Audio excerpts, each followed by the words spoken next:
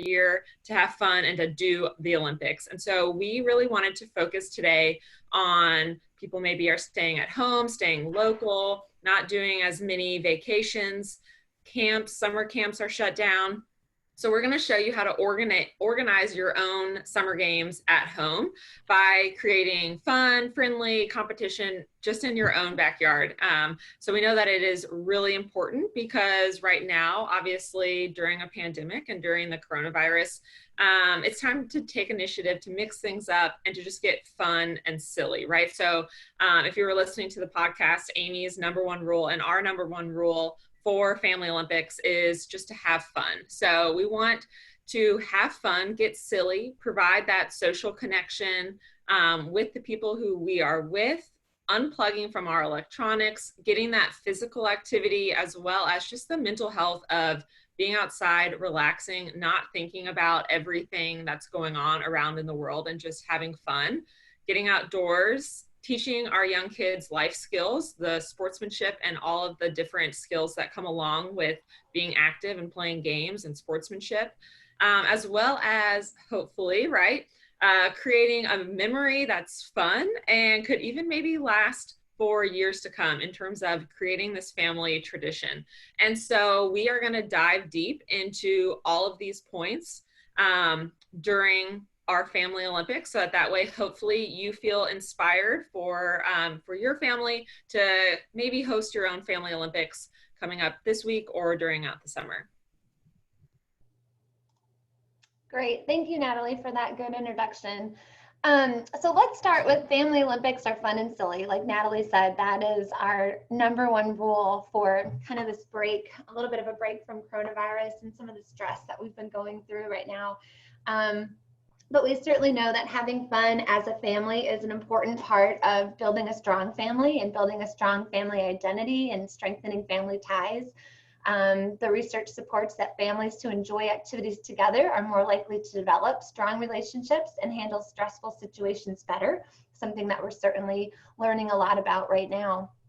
When families have fun together, they also build bonds that can last a lifetime. Sometimes we don't think about the benefits of just having fun, and that especially with multiple generations, that there's bonds that are being built just organically that we don't, like I said, think about.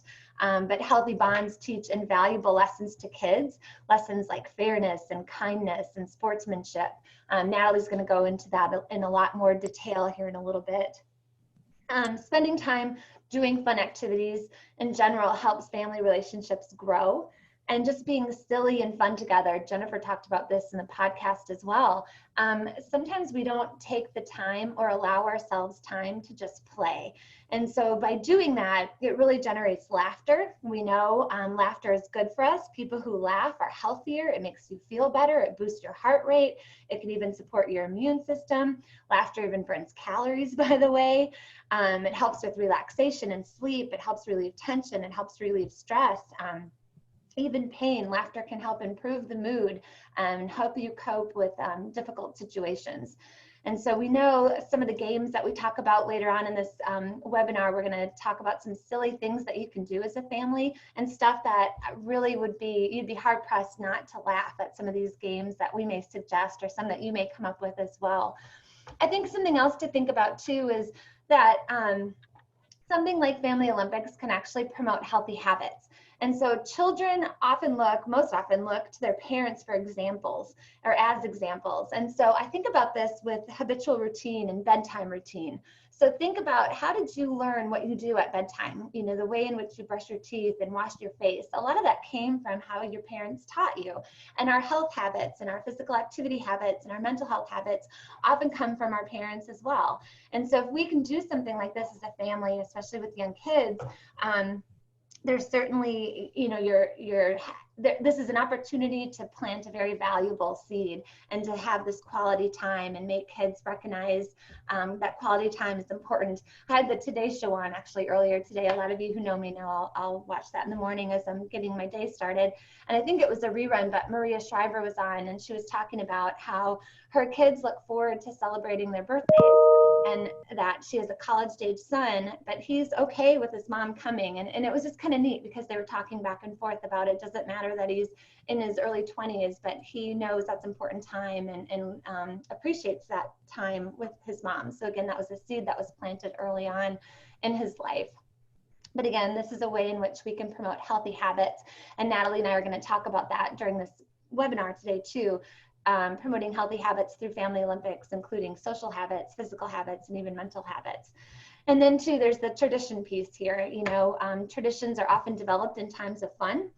Great memories are created in times of fun. And those traditions and those memories can be defined and individualized for each family and are often carried on as families expand. And so we really think that something like Family Olympics might be something that you don't have to do every 4 years, but maybe you'll start doing this every summer.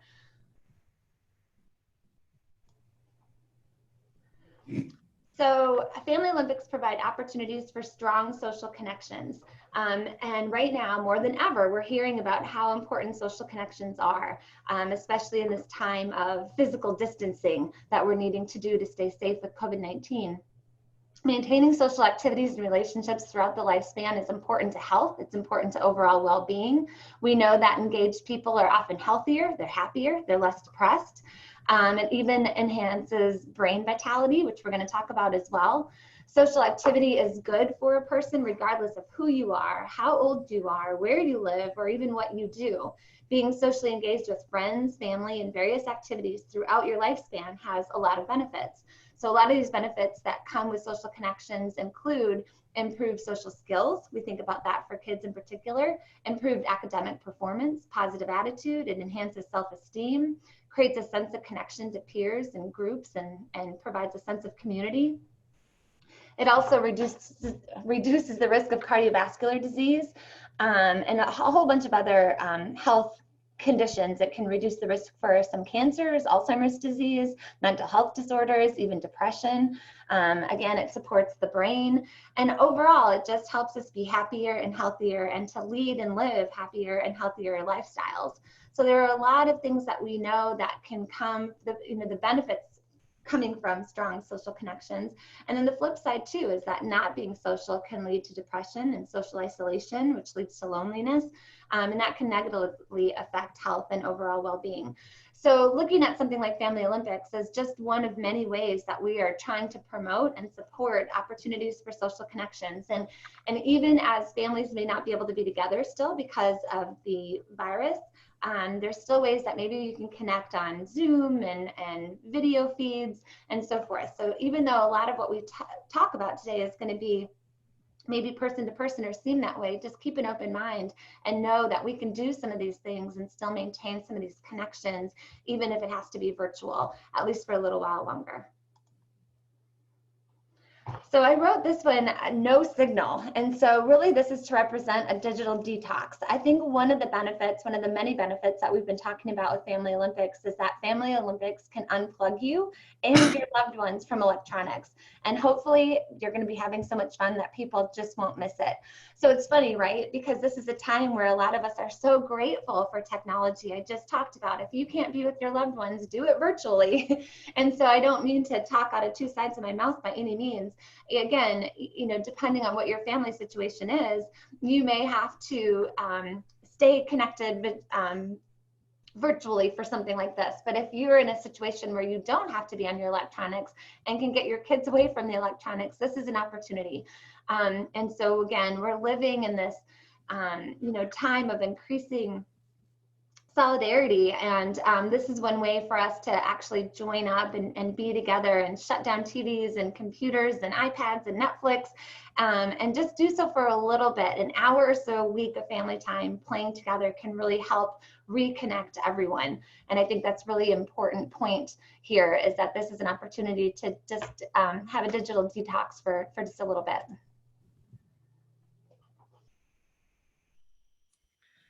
Perfect. And obviously, getting outside, Family Olympics, physical activity is all about really health benefits, right? If we can encourage you even more to really be active and to do a Family Olympics, is all of the benefits that come along with being physically active. So you can see here, right, strengthening bones and muscles, improves cardiovascular health, maintains or increases range of motion and flexibility, reduces chronic disease risk, as well as improves mental health and mood, and improves cognitive functioning. If you want to click it again, moving forward for more benefits of physical activity, it protects against dementia, including Alzheimer's disease, improves quality of life and ability to do daily activities, controls weight, increases energy, promotes restful sleep, reduces the risk of falling, and contributes to longevity. I also just want to point out that these are some of the extended benefits of physical activity in terms of being physically active, creating that healthy lifestyle. You can get all of these benefits from physical activity, but you can also get immediate benefits from physical activity, what we've talked about in terms of just that mood boost, right? That lower anxiety, lower depression, just feeling that sense of joy and happiness really can be those immediate benefits of physical activity. And I want to point out as well that this is, right, a typical activity that you see a lot, right, is those sack races. But if you don't have potato sacks at home, this is when we really want to just encourage you guys to be creative, right? So you can use trash bags, you can use grocery bags, different things that you have around the house can really help. And all that we're trying to do is just provide different ways to be creative, to make physical activity enjoyable for everyone. And then obviously you get the added health benefits as well. So number one rule, make it fun. These benefits persist with continued physical activity. So just remember that, make that healthy lifestyle, that the benefits outweigh the risk of injury. And so really just making sure that you are being active, having fun, and staying safe.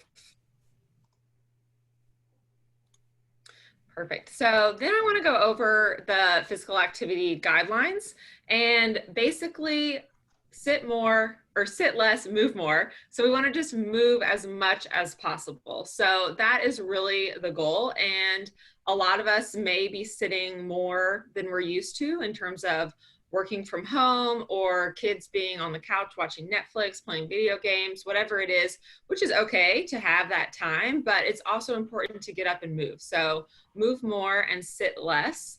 For adults, it is recommended that they get 2 hours and 30 minutes of moderate activity each week. So that's about 150 minutes a week. But it's also important to know that kids, so 18 and under, should be getting 60 minutes, so an hour a day of physical activity. And you don't have to get that hour all at one time. It can be broken up throughout the day. Same with adults. It can be little bursts of 5 minutes or 3 minutes, or just getting up, walking more, going to the bathroom, going up the stairs. Little things like that really add up. And so we want to make sure that, again, we are able to meet the physical activity guidelines during the summer, because like we mentioned earlier, summer camps where kids are active, they may not be going to them this year. And so making sure that we stay active as families can really, again, help with that health in terms of lowering the risk of high blood pressure, high cholesterol, preventing type 2 diabetes, and other conditions as well. And so the more we move, the happier we are and the healthier we are. So we really want to make sure that adults and kids are meeting those physical activity guidelines. And then obviously we've talked about just the mental benefits of physical activity, and the Family Olympics, again, really helps with this mental stimulation in terms of keeping our brains active, keeping it able, whether we are finding humor or we're really focusing on that specific event that we're trying to get done, even the multitasking that comes through it. Maybe you're just doing the typical egg on a spoon race, right? You're really concentrating, you're trying to increase your ability, and it takes that mental stimulation. Or maybe it's for kids, they're learning something new, they're learning how to play a game, and creating games is a great way to build that brain muscle with kids. So we really want to encourage that mental stimulation. And again, it's good for everyone, for adults to stay mentally sharp, as well as for kids to learn how to solve problems and to learn how to play those games. Amy already touched on this, right? But the socialization factor about how important it is to do that, physical activity, and then that mind-body connection of being able to think, to move our bodies with our mind as well. Perfect. You can go to that next slide. Sorry about that. You're okay. Yeah. And so the benefits of this mental activity, right, is stimulates our brain cells connections. It improves our memory, our thinking skills, including the ability to reason and solve problems. And then it can help reduce the risk of cognitive decline, like we mentioned earlier, including Alzheimer's disease, and helps control boredom and depression, right? So we'll mention this a little bit later, but the Family Olympics can be not just one day, it can be a week-long event, it can be 2 weeks event, and you can make it as big or as small as you want in terms of you can really combat boredom and keep kids stimulated and yourself mentally engaged as well. So there are a lot of different ways to have fun and to promote mental activity with Family Olympics. Yeah, and we really encourage too that you come up with games that include both mental stimulation and physical stimulation. And even though they're integrated and there's certainly an overlap there, but depending on who your team is or who the players are, you might need to do less physical things or more mental things, again, depending on the players. And we'll talk about that too. How do you choose activities? How do you choose games? And so we certainly don't want you to feel tied to, well, my family's not athletic, so this isn't for us. It doesn't have to be athletic at all. And so that's why we wanted to make sure we promoted both the mental and physical side of this too. Yeah, so I think it's really important, just your choice of games and events depend on the ages of your Olympic athletes, right? As well as the physical space that you have available to you. And I think it's great to make sure that you include different activities. Some may be more athletic than others, but some, right, get that mental activity. So they're more strategic. A thought process has to go into them, but also making sure that we include just silly and fun games, right? Like Amy mentioned earlier, like they may not see grandma do that activity. And so it can just make it fun, level the playing field for everyone, and just emphasize that it's all for fun and entertainment and that sportsmanship. So really important to focus on that. And then getting outside is something that is so important for us as well. A lot of people are spending more times indoors, and having contact with nature can reduce that chronic stress, which I know a lot of us have been under during this time. And so getting outside can reduce symptoms of depression, sadness, low self-esteem, anger, and can improve your overall mood, right? So that's just stepping outside, just being in nature, not even being active or doing anything. It can help reduce our heart rate, that muscle tension, we can just relax. And then that production of stress hormones are reduced as well. So meaning that we're able to process our surroundings, that nature, be in a less agitated state, and then in turn feel more at ease. And so this sense of calming can really help, especially during this widespread sense of stress that a lot of people are feeling.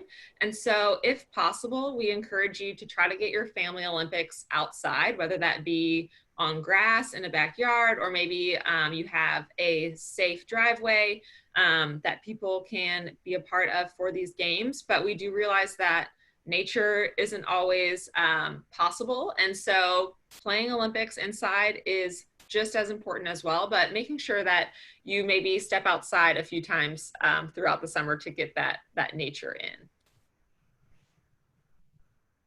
And then one of the things that we touched on earlier is just how important Family Olympics is for kids and for, I want to say this, for adults as well, right?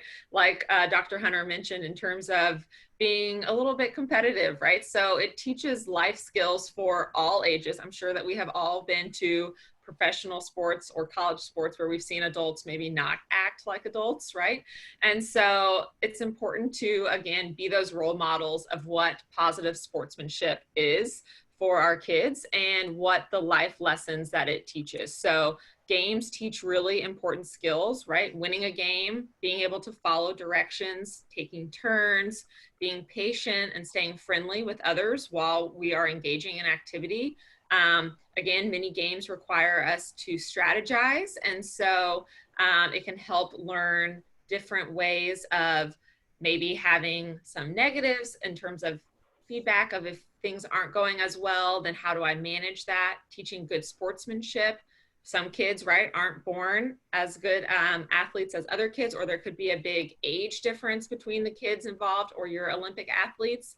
And so, right, so you may have some gloating and when people win, and then some whining when people lose as well. So really trying to provide opportunity for kids to learn about what honest winning feels like, and how that relationships, providing that sportsmanship to be a gracious winner and a gracious loser in terms of just playing together and having fun. And I think that as kids get older, that in between times can make conversations difficult. And so playing together fosters that family communication, right? It's a time between turns, between the hands of cards, between the games, where you can have just fun, casual sharing of information. And it may lead to not so casual information, opening up some different dialogue to have with your kids. And so I just think it's really important just to think about all of the benefits. We've mentioned so many that the Family Olympics can have on your life, whether it be improving physical activity for your family, mental health of your family, as well as learning different life skills. And then we do want to just point out that Family Olympics doesn't have to break the bank. It can be done on a frugal budget. Really all that is needed is creativity, planning, and participation, right?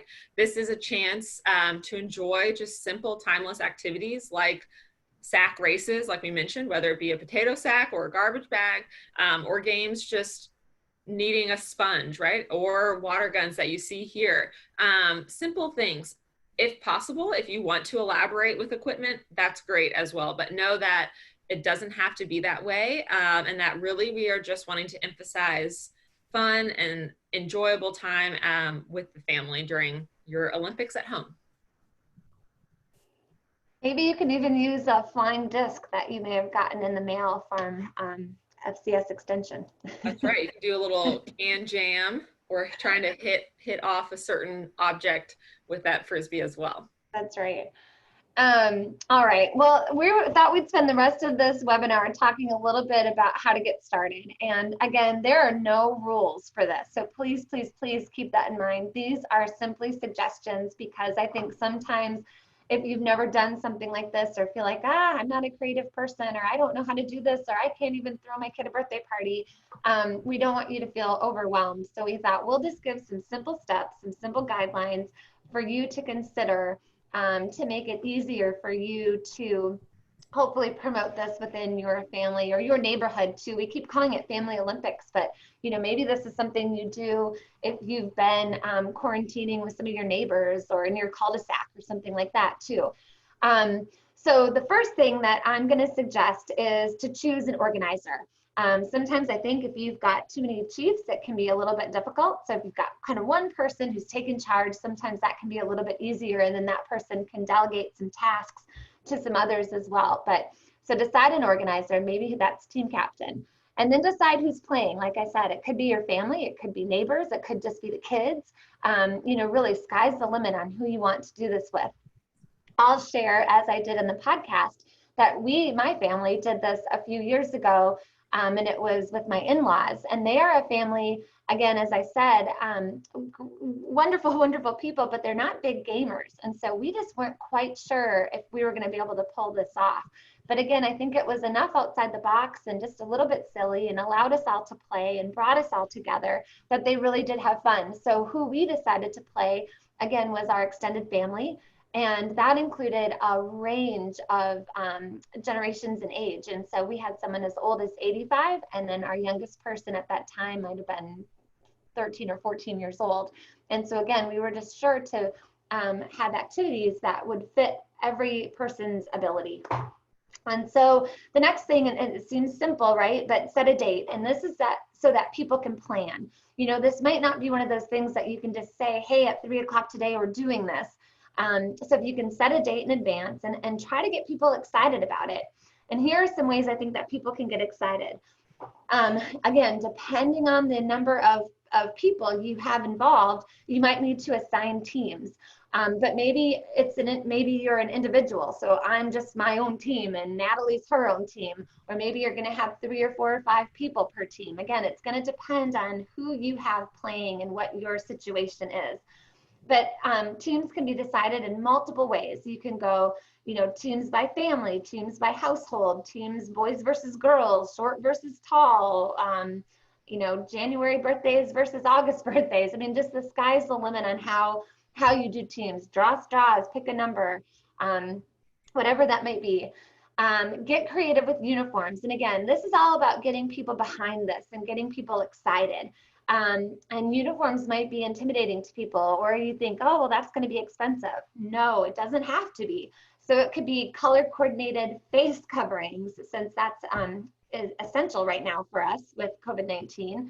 It could be bandanas. That's what we used as a family. Each team had their own colored bandana. I think we went to just a local store. They were maybe 99 cents, and we had a purple team and a red team and a blue team, and that worked for us. I've also seen things where people have matched socks, or they've made team t-shirts, and that became one of the activities where they had white shirts for everybody, and the teams came up with their own team name, and they put fabric marker or paint on them and created their own shirts. So really, again, sky's the limit with uniforms, but that's just something to do to kind of give a sense of unity and connection with the folks on your team. And then maybe get creative with team names if people want to. Each team could come up with their own name, or each individual. And sometimes that can, again, help with the creative juices, with the mental stimulation that we've talked about. It can work with kids, help work with kids and teaching them, some fun, maybe even some banter. All right, and then Natalie and I are going to suggest that you pick your games and supplies in advance. And that way it allows you just to kind of think things through. And we're going to give a list here in a second on some suggested games. But if you go on the internet, there are millions of ideas, and you probably have millions of ideas of your own as well. But as you pick your games and your supplies, we want to make sure that you keep social distancing in mind. Natalie had already also talked about think about your space. Ideally, we would love for you to get outdoors. It's good for you. It's the sunshine is nice to feel on your skin, and it's good for your mental health. And there's a lot of activities that you can do outdoors. We can spread out a little bit more outdoors, which might be a little bit safer with COVID-19. But we also know that that might not be possible, or it might be a rainy week when you decide to do this. And so then you might have to choose some rainy day activities, or choose some activities that you can cater to an indoor venue as well, even if that indoor venue is your family room. But just know that you can be flexible. And so you don't have to cancel if it's bad weather outside, or you don't have an outdoor space. Just be flexible and come up with a plan B, or an indoor plan, or whatever it may be.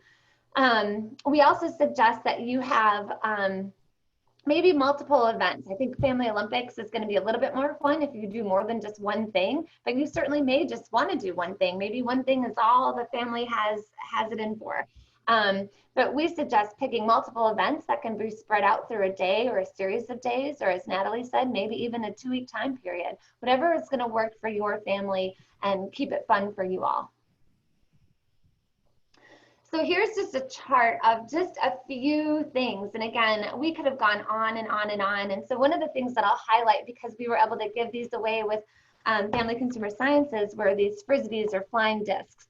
And so I think there's a lot of things that you could do with that. And a couple of the suggestions we have is that you could even make targets in your yard, or I don't know if I would play with a Frisbee indoors, maybe if you could be gentle about it. But you could put targets, almost like skee ball. And so people who throw the Frisbee, they get a certain amount of points if they hit target number 1 or target number 2 or target number 3. So that's a fairly simple activity to do.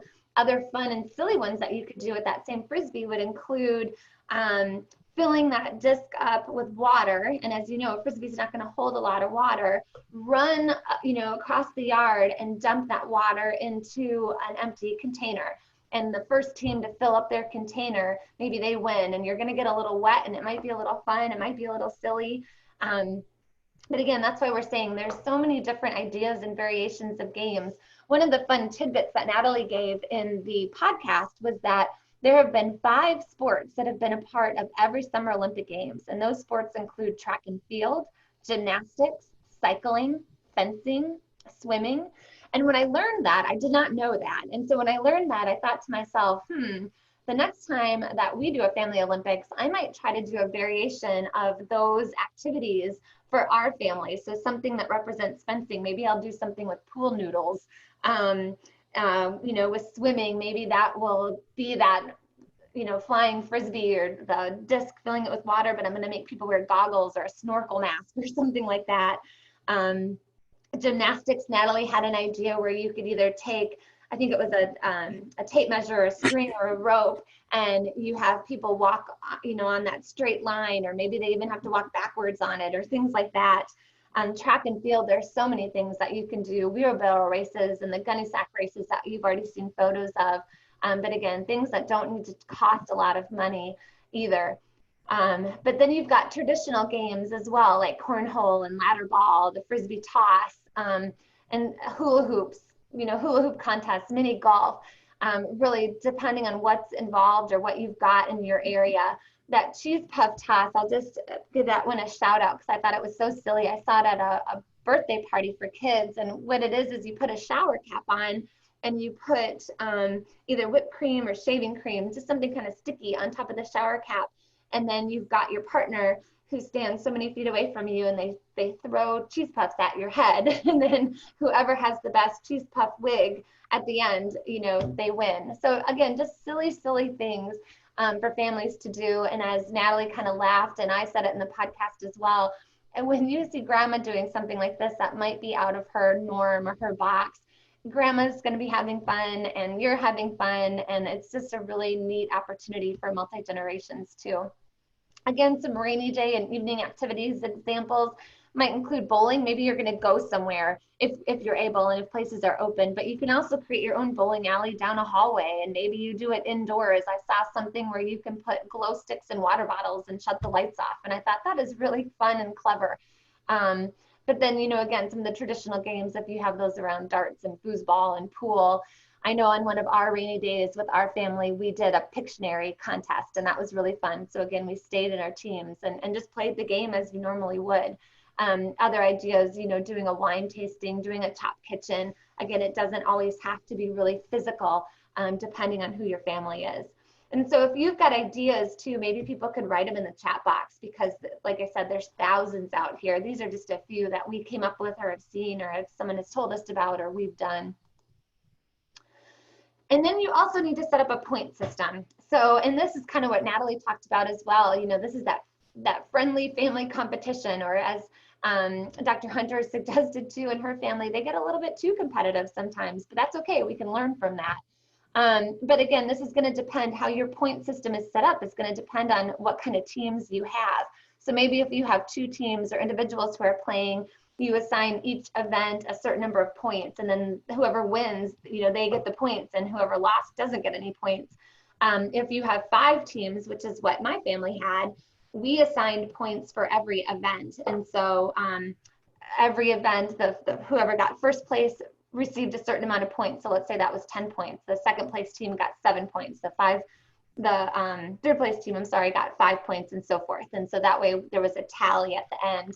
And then again, depending on how you run your points, you may end up needing a tiebreaker as well. So these are just some of those things that you might want to think through. And then I really want to emphasize making it special. And this is kind of where you can put your own flair on it too. So as you know, the Olympics have an opening ceremony and a closing ceremony. And Natalie and I are both runners. And so a lot of times with our runs, especially some of the bigger races, there's always a pre-race dinner or pasta dinner of some kind. And so one of our suggestions was, why not have a pre-game dinner, maybe the night before, or maybe the night of your opening ceremony. We have shared with you some recipes from Plate It Up. And there, might be some favorites or traditional recipes that you have, and it doesn't necessarily have to be pasta. But this is just an opportunity, again, to get your family together and to get people excited. Maybe if it's a neighborhood Olympics, maybe you have a little outdoor barbecue, just to get people ramped up and in the mood. We have a neighbor who does Family Olympics in our neighborhood, and they hang a flag on the day that their games start. And I think it's so neat. It's something that she made, and she hangs it every year. Um, I think there are opportunities to host an opening ceremony. Maybe you do something silly with a torch or a candle or something like that, and people pass it down. And then maybe the closing ceremony includes something like medals or a sparkler parade or something like that. Again, and even with that opening ceremony, maybe that's an opportunity to introduce the teams and the team names and the team uniforms. Maybe you do the parade of nations, the parade of teams that come in, just something fun. And one of the most important things that we have hit on a few times now is being safe, right? And so to avoid injuries, safety should come first. And so if you are dealing with kids, we want to make sure that parents or adults are laying down rules for safety. So making sure, right, shoes are tied, the area is safe of different obstacles, whether you're outside or inside or on grass or on pavement, right? Just making sure that it's safe. Also, just making sure that you just remind kids, right? Certain kids may look down a lot of times when they're running and not take in their environment. So just making sure, make sure you know where you're going and just reminding them about different rules and taking turns and safety that comes along with that. With COVID-19, we do want you to be cautious of activities that involve close physical contact, especially if your Olympics include non-family members or people who you aren't in the same household with. So when in doubt, wear a mask, have a first aid kit just in case, and keep your physical distance if you are including people who you are not living with. But ideally, right, if you can, it can just be for your household for a fun event where you don't necessarily have to worry about wearing a face covering. But if you do have other people involved, making sure that we are practicing physical distancing, so not social distancing, right? Physical distancing, that's 6 feet. We're still being social, but we are keeping everyone safe by wearing a face mask. And I think Amy mentioned a great idea to make it fun of, if you do that, have each team have their own color face mask or create their own face mask. Make it fun, make it something that everyone can do. And then the number one thing for being physically active, I say this a lot, is to listen to your body. So know your limits, no matter who you are. Remind your kids to listen to their bodies. Sometimes kids can wear themselves out without knowing. So parents should look for signs of heat exhaustion, especially now that it's getting really hot and heating up for the summer. So making sure that there is shade and that you provide rest if you're outside, as well as maybe avoiding those outside games during the hottest times of the day. So looking for more evening activities or early morning, depending on your family and how the schedule works, but kind of avoiding physical activity during the hottest times.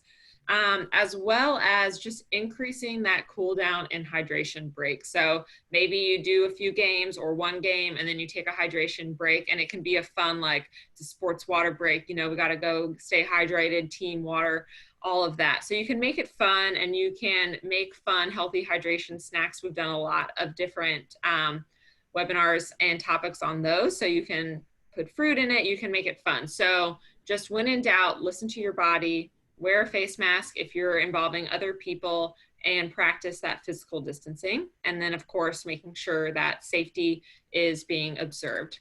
And this is something that we wanted to touch on, obviously, because the 4th of July is around the corner, but also in terms of knowing that if you do decide to go all out for your closing or opening ceremony with fireworks or sparklers, we want to make sure that we are doing it safely. So some rules is that we want to never allow children to play or to ignite with fireworks. Always have a bucket of water or garden hose on hand in case of a fire or a mishap. Make sure the fireworks you use are legal in your area. Light fireworks one at a time and then move back quickly. and then never try to relight or pick up fireworks that have not ignited fully. The most common injuries that we see during the summertime, especially around July, is hands, eyes, and face, right? Those are the injuries. And so making sure that we aren't hurt from fireworks and that we make it a holiday, a celebration of the Olympics, celebration of July 4th, and not a hazard. And knowing that the people who are injured the most are kids under the age of 4. And then the next are kids who are 10 to 14. So really making sure that we are keeping safety in mind. And then the number one way to stay safe from fireworks is to watch a professional display, right? Practice physical distancing, wear a mask if you go out, take hand sanitizer with you, take tissues with you to act as barriers. But the safest way to enjoy fireworks is to watch a professional display. And so just keep all of that in mind. I know we've, at least in my neighborhood, we've been having fireworks go off for a couple of weeks now. So I'm sure that a lot of you guys are experiencing that as well. So just keep that safety in mind because it's really important. And then the biggest thing, right, is to remember that this is to be filled with sportsmanship and fun, right? The Olympics, your Olympic athletes, your Olympic family, it's not just about the events, it's about that team spirit, the decorations, the ceremonies, all of that that will make it a memorable event and hopefully an annual tradition with your family. And so really hype it up, right? Make it fun. Maybe even make an Olympic playlist with your favorite hype music, right? A winning song or national anthem can be included in there as well. Things that you play before, just making it fun. Again, creating banners, right, for teams or individuals you can hang up on kids' doors, outside. I love the flag that Amy mentioned that a family flies while they're hosting their Olympic Games. And so just remember, you don't have to wait 4 years or for next year to watch the Summer Olympics. You can have your own Olympic Games in your home, outside, with your family, with friends, as long as we are choosing activities, right, that emphasize fun, whether that be physical or strategic.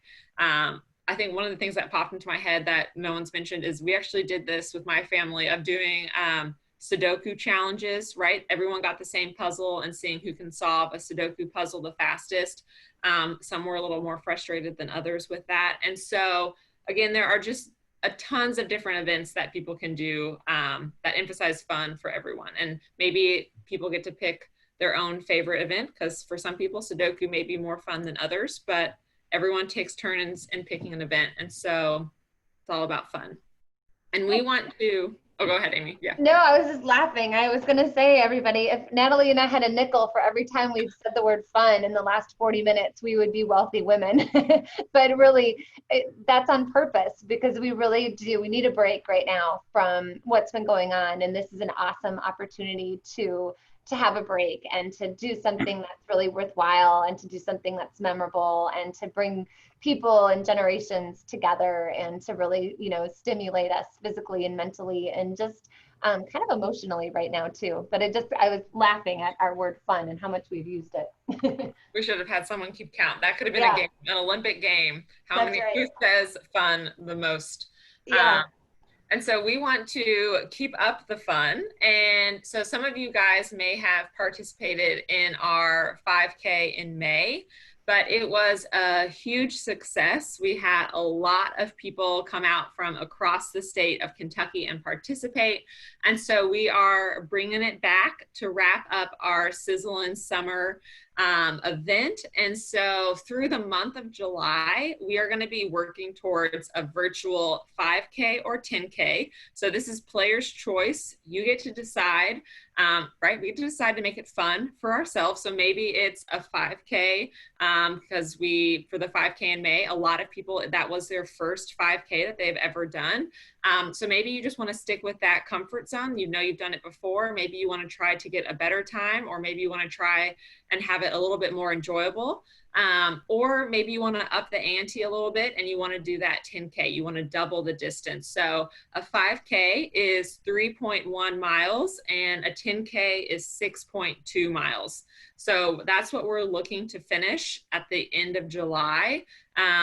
And so our calendar, some of you guys may have already received this, or you'll be getting it soon from your local extension agent, is our July Healthy at Home calendar, where we have things to keep you physically, mentally, and socially engaged throughout this time of being healthy at home.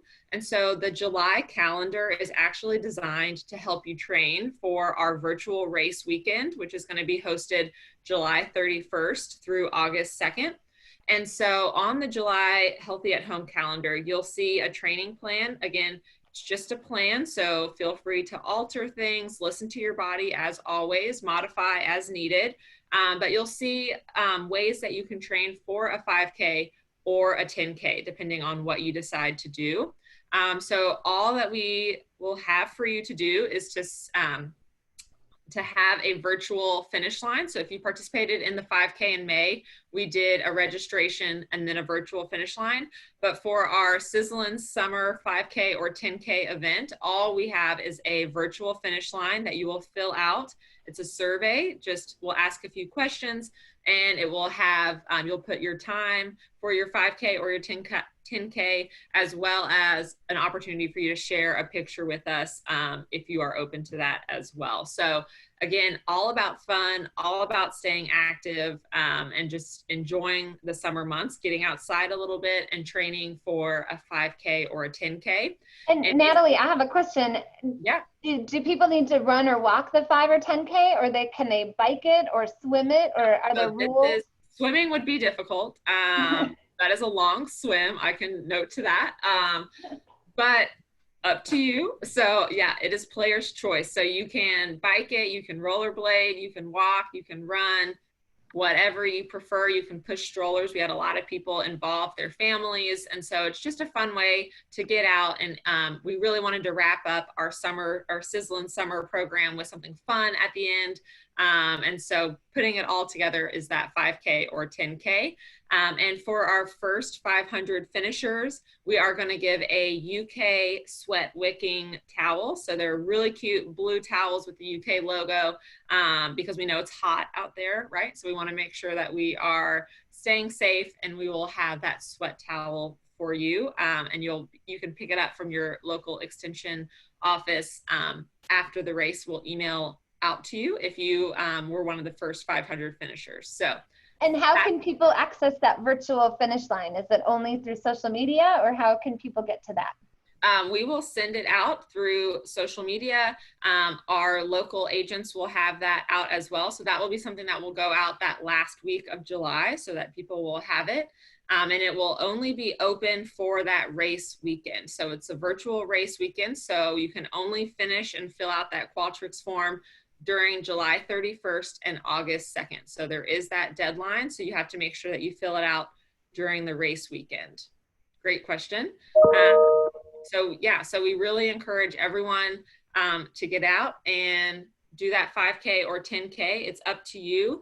And again, just like we've mentioned with Family Olympics, this is all emphasizing fun. So it's not to stress you out. There's a training plan. You don't need to follow it if you don't want to. You listen to your body. You do what you feel comfortable doing, and you attempt that 5K or 10K and just have fun, get the family involved, move your way. We're just trying to encourage physical activity, and just we hope that you enjoy maybe a little bit of competition at the end of the month, that race weekend, if that's something that you're looking for, whether it's with other people or with yourself. So just again, enjoying the summer and having that July race.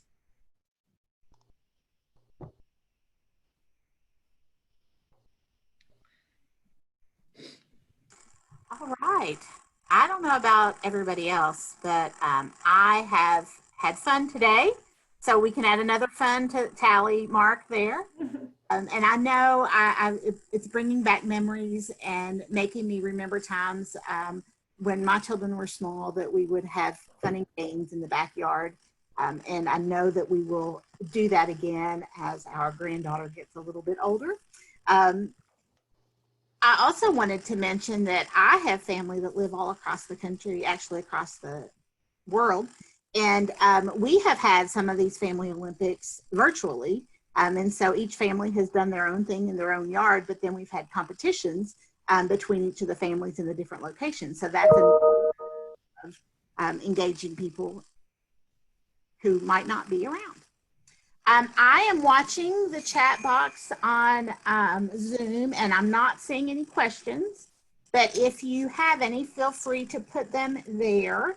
And I think this is probably a text from Maria letting us know if we have any questions on Facebook, and we don't. So I think we are ready to go. I do want to mention Amy has on the screen the QR code that is for our evaluation of our summer Sizzlin Summer activities.